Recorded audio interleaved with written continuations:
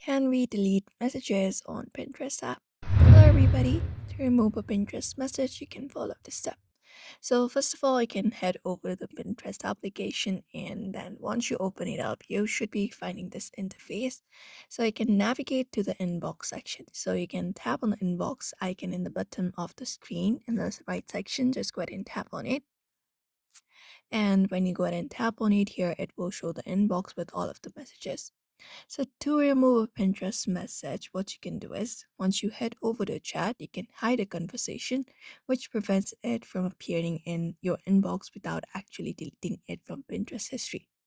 So I cannot delete individual messages with a thread in a Pinterest, but you can actually hide the conversation. So in order to do that, you can just go ahead and then tap on the three dot at the top right corner. And then once you tap on it, here you should be finding some options, including the hide conversation.